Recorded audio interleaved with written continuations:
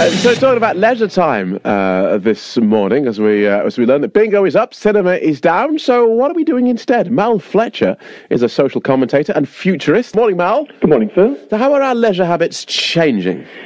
Well, they're definitely changing across many fronts, but it's also the way we define leisure, which I think is even more important in some ways. I mean, we've got this growing engagement with digital tech today, you mentioned it earlier, especially in terms of communication. That means we don't draw the same lines between work and play anymore. In fact, I think the term work-life balance really doesn't mean much anymore. There's that line that's become so blurred as to be non-existent in some ways. So when we finish work, we often take it with us, and that impacts not only on the amount of leisure time we have, the way we use it, but also the way we think about leisure.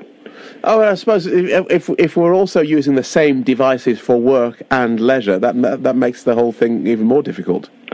Yes, it does. We're more umbilically connected to our work. And I also think the fact that we're more mobile today has an impact on leisure time and how we use it. I mean, we all move around a lot more than people did 20 years ago. Many of us will change both our jobs and our location a number of times throughout our working lives. And that means we don't have the same opportunity we used to have to put down roots in one place, to build a sense of this is my home turf, to define a tribe, if you like. And the tribe keeps changing now. It's become more of a digital tribe than a physical space tribe. It doesn't require that we meet people in a pub or a community centre to build a sense of relationship.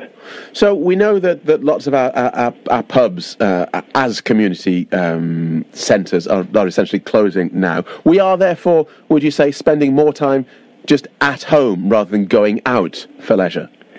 Yeah, I think we probably don't have the same motivation to get out of the house because we spend so much of our time connected.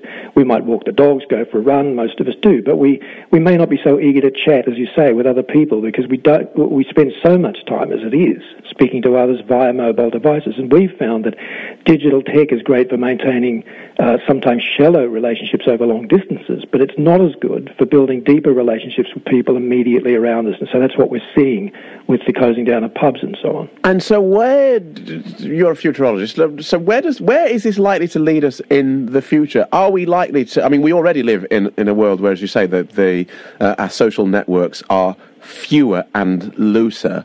What is that likely to mean 20, 30, 50 years from now? Well, I'm fairly optimistic. I tend to have great faith in the human being's ability to adapt positively, and I think we're getting to the stage now, we've gone through the first phase of the digital revolution. I think we're getting to the stage where we're aware of its limitations. We know that the brain needs downtime. There are many studies that show that unless there's downtime, the brain can't assimilate what it's learning and build it into memory. You can't build relationships in the same way when you do it over long distances. That's been proven as well. So I don't think we'll turn the clock back, who would want to, but we will learn, I think, to better discipline the digital, to be aware that face-to-face relationships need to take place on a regular basis. I often ask myself, if my computer broke down tomorrow, would I still have any friends? Yeah, but you see, what's interesting about that, aren't you looking at the new model in the future through the eyes of the old model? Because maybe society will change, maybe we will be looser, maybe the relationships will be shallower, but all that will mean is that society will look different. We're already in a society where the most strongest ones relationships that we form, say marriage, loose. Won't society just look different and be different? Yes, absolutely. We do a lot of work on that line, studying that, how urbanisation, for example, is going to change the way people do relate to one another. It's already happening. It will continue to happen.